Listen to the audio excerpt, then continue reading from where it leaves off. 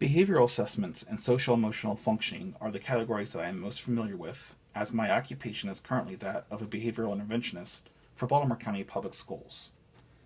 Behavior is addressed with a three-tier structure in school settings: Tier 1, Tier 2, and Tier 3. Prior to students being referred for special education services, teachers and staff must show implemented interventions and documentation showing these interventions were not successful. Students with behavioral needs are required to have an IEP that includes the present levels of educational performance and behavioral functioning. Students must also have a BIP that is based on an FBA.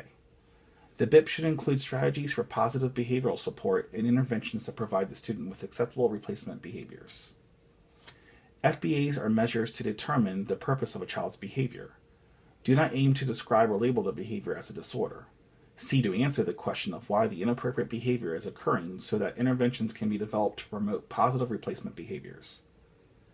It defines target behaviors, determines when the behavior occurs and when it does not occur, and generates a hypothesis about possible purpose of the behavior. Hypotheses are tested so purpose of behavior can be determined. The testing of the hypothesis is referred to as the FBA.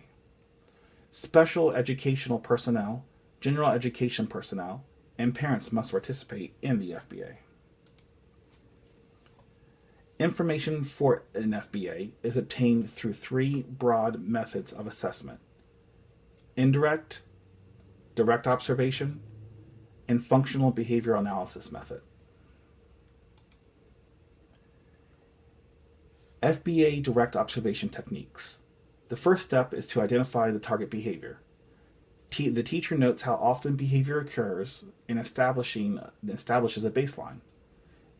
This allows the teacher to determine the antecedent.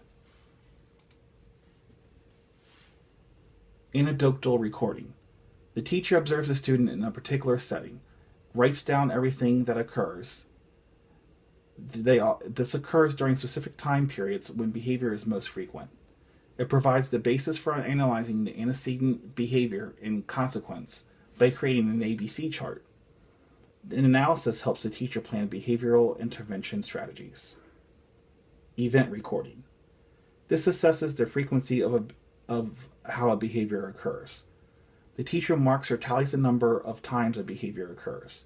This creates a baseline for teachers to use as a comparison following interventions. Time sampling.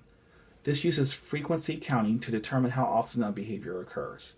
Collection of data checks to see if the behavior is occurring or not every 5 to 10 seconds. Interval recording. This is used when teachers want to observe several students or behaviors at one time. Duration recording. This is used when length of behavior is a target variable. For example, students need to increase the amount of time spent on a task. Latency recording. This time is recorded from the moment a stimuli is given until response occurs. Inter-response time. This assesses the length of time between behaviors to responses. It poses additional questions. Is the subject matter more interesting or easier in the morning observation? Are there more hands-on activities? Is the student tired in the afternoons? Has the student been prescribed medication for distractibility that is administered only in the morning?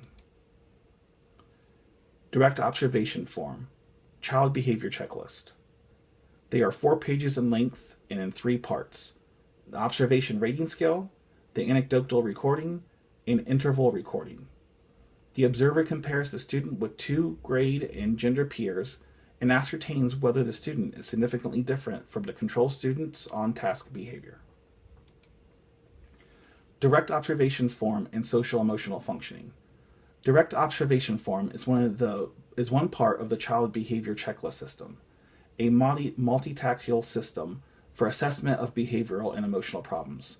System notes several clinical behavior syndromes such as social problems, somatic complaints, aggressive behavior, and attention problems. Other components of CBCL are scored along the same broad and narrow bands of behavior and emotional functioning.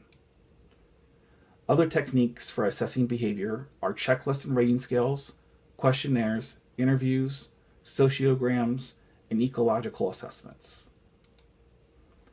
Child behavior checklist, semi-structured clinical interview and social-emotional functioning.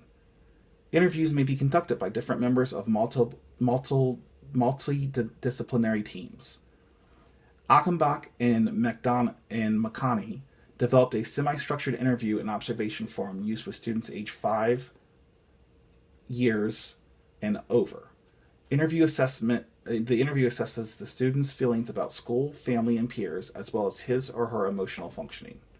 The student is asked open-ended questions and guided through the interview process. The Roberts II and social emotional functioning. This presents story picture cards of human figures engaged in situations with family members and peers. It may be used for children ages 6 through 18.